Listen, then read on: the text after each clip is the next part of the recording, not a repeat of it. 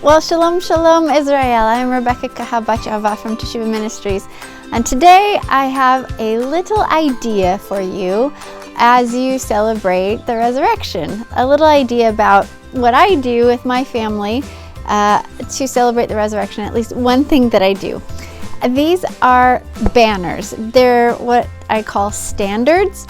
And so as we were awaiting the return of Yeshua from the grave, during the week of celebration during the spring feast. So you know how you have the Last Supper, and then you have Passover, Pesach, and then you have the Feast of Unleavened Bread, and then you have the resurrection on the Shabbat during Feast of Unleavened Bread, and then you have first fruits after that Shabbat.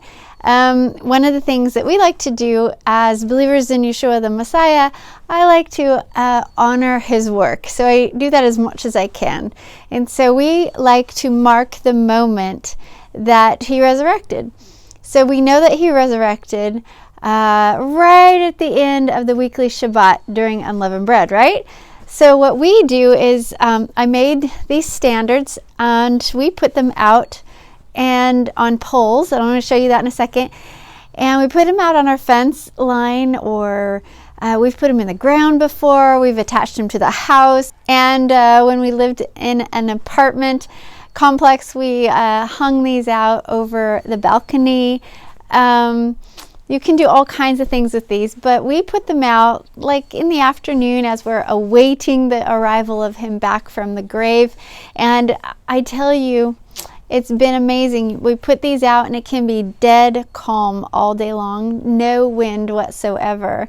And all of a sudden at the end of the day, towards sunset, the wind will just kick up and these will just fly just beautifully in the wind. And yes, I know some of that has to do with the way the wind works, you know, how it comes more in the morning and at night. But I've also seen it work as in it will show up, come, flip it around, and then die right back out. So I've seen that too. So, oh man, and I was just thinking, we did it another place that was super cool. We did it on the beach, actually in the sand. So we went and found driftwood sticks, and we attached these to the sticks and put them in the sand and watched the sun go down. I think that was last year, actually.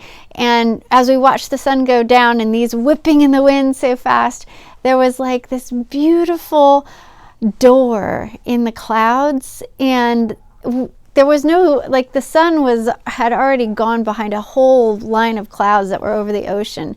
And right at sunset, actually right before sunset, as the sun was just above the horizon, and these flags are out and they're whipping around, and we were sitting there in the sand watching the sky and what was happening.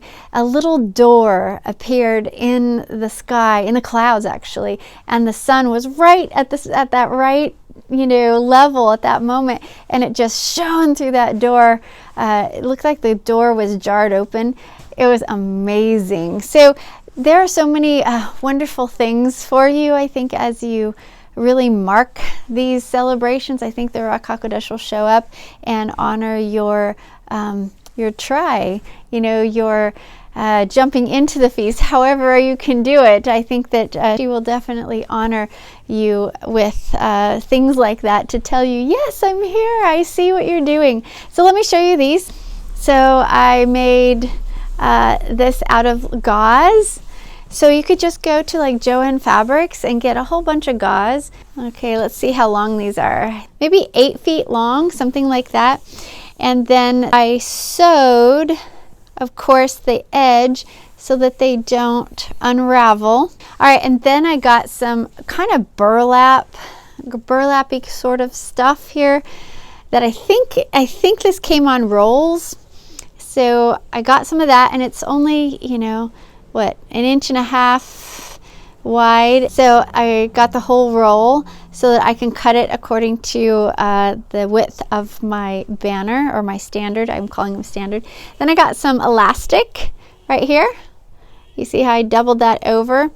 So I put the gauze between 2 pieces of the burlap so it's squished.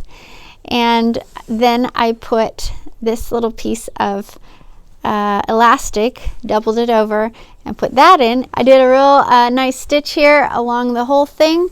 so that it is nice and well put down. And I put them 3 places, right here and right here. Okay, so now we're going to put them on a stick. So Isaac does this part for me. He has sticks. We find pieces of sticks in the woods if we needed to. We find driftwood, whatever it is, but you need it to be so that your little loop there can fit around that somewhat snugly. So, you know, I guess it depends on how big you want to make your loop of elastic. So if you have big sticks, then you want to make that loop bigger. If you have little ones, you want to make that loop smaller. All right, so then I put them right into there, and then I pull them down like that. There you go. Isn't that a pretty standard? So it will wave in the wind like beautifully, and it will go straight. It can go straight out like that. You could probably write on it too. You could write, you know, Yeshua is risen, or we're waiting for you, or come back, or we can't wait to see you again, or some verses that talk about him returning from the grave would be really cool as well. So look, there's the wind. It's coming. Maybe I'll put some video up here so you can see these actually in action. But there is my little idea for you for celebrating the resurrection and making the resurrection special and setting it apart. Yes, make yourself some standards that will announce the arrival of the King, our Messiah, the Lamb, back from the grave on resurrection evening. Actually, it wasn't Sunday morning. Okay, he resurrected on Shabbat evening, right at the end of the weekly Shabbat during Unleavened Bread. Okay, so we're here as Melchizedek priests to right the wrongs that have been done and to teach the truth and the correct ways of Yehovah, and this is one of them. All right, so happy Resurrection Day. Yay. Don't you dare use these for Easter. Don't you dare take my idea and use these for Easter. You hear me? On Sunday morning, don't you dare. This is not for Easter. This is for the true timing of his resurrection, which was on the end of Shabbat during the Feast of Unleavened Bread. Okay? All right. Shalom.